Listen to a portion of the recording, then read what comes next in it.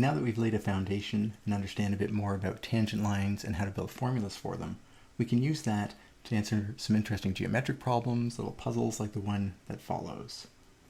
We're asked here to find the equations of all the lines through the origin that are also tangent to the parabola given here. The key thing we're going to need for this is that we're talking about tangent lines. That's the same, or will have the same formula as linear approximations that we've seen previously. In this kind of problem, having a sketch, especially one that we can label with some details, can really help. So here's a rough sketch of a parabola that opens upwards. It's been shifted away from the origin. And what we're interested in are the points where the lines through the origin are also tangent to the parabola. So we can imagine right here, there might be a point here where that happens, but it's not going to be every point. For example, if we pick this point on the parabola and drew a tangent line there, it definitely is not going through the origin. It's shooting off to other places. Likewise, if we drew a tangent line at that location, it's also not going to go through the origin. So what we'd expect to see is maybe two different points. So we might see, it looks like 2 points, maybe 1 point, where the tangent line goes through the origin. Now, how are we going to actually solve for those locations? What makes them special? Well, we're going to need a few different things, and let's just draw one of these as a hypothetical. Let's consider this point here. It'll be special. Let's say we're looking for that point, and based on the nomenclature of our earlier formulas, let's call that point x equals a, but a is the x value. We're going to need to keep x free, and this is where it can get a bit confusing for some students. We're going to need to keep x free because we want the equation of this line. Equation of the tangent line. Well, we know how this equation works. It's y equals the slope.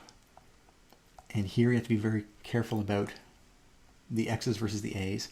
If we pick a point A and we draw the tangent line, that's the a value that goes into our slope calculation. Then we multiply that times x minus a. That's another key ingredient here. This is the constant, and x is the point that we're considering along the line. So x is still a variable. And last but not least, plus f of a. So this is the equation of a tangent line based on the point x equals a on the parabola. Fair enough. In fact, that actually defines the green lines as well. If you picked a to be -3, say in the sketch, you would get the formula for this green line. If you picked 1, it might be this green line. So how does that help us? Well, we want the a's such that the line passes through the origin. And the origin specifically has a coordinate 0, 0.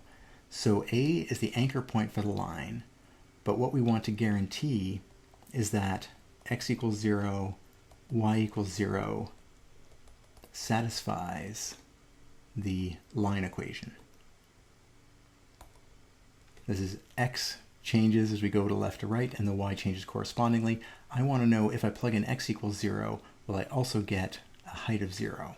That's not true in this line here. In this line, if we went to x equals 0, we would get a y that's positive. On this one, if we were to follow it all the way down where x equals 0, it would give us something massive and negative. So this is going to be a special condition on the line. And so we can plug that in. We want 0, copying this over, to equal f prime of a times x minus a plus f of a, and actually the x is also now a 0. All right. Well, this so far hasn't used the details of the parabola that we were given. Well, that's exactly what we have for f of a, and we can find out the value for f prime of a. So this function gives us the y values, or if you like, this whole thing here is f of x.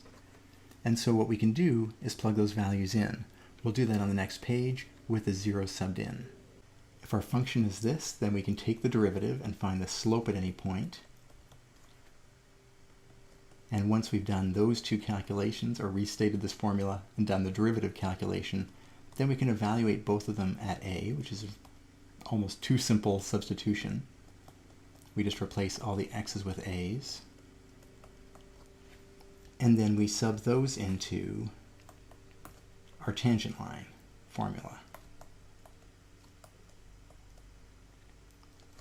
which satisfies 0, 0.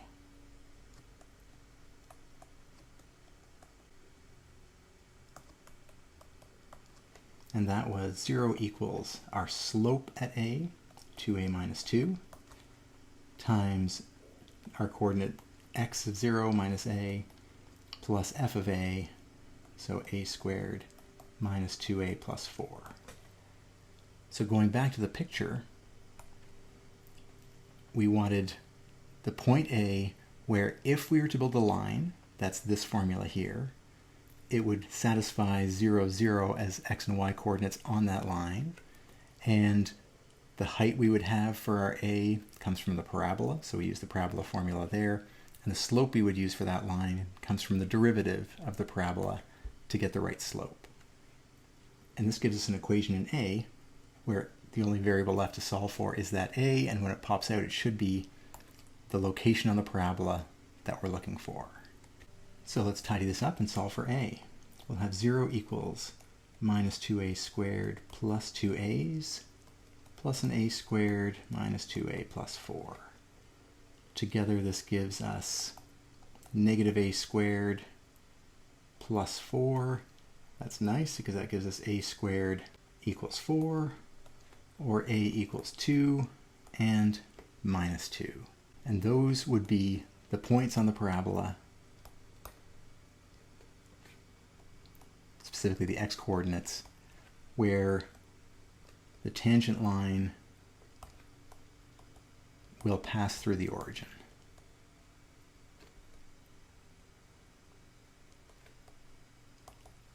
This is practically crying out for a visual representation to confirm our answer.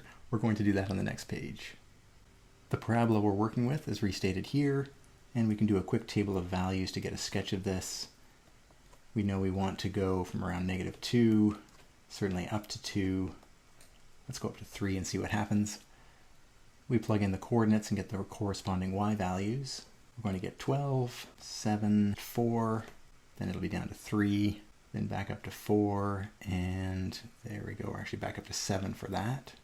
And if we draw that out on our axes here, everything's above 0, so we'll center our axes there, and we will sketch out our coordinates, x and y. There's exactly 12 steps in this grid, so if we use our scaling like so, and make this our 6 mark, then we can easily get the rest of the graph sketched in here. 4, 3, 4, and 7. Sketching that parabola.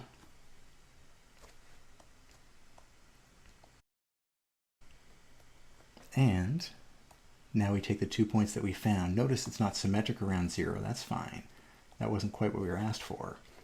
But if we go up to this point here and draw the tangent line, lo and behold, it looks like that tangent line does in fact pass through the origin. We draw the tangent line there, it ends up through the origin.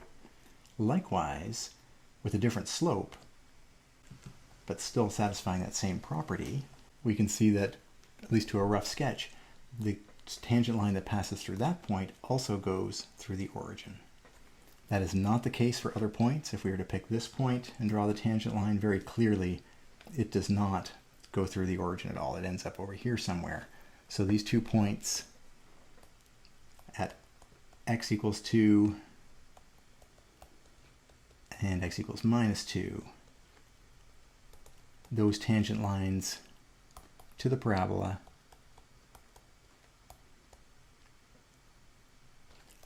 pass through the origin.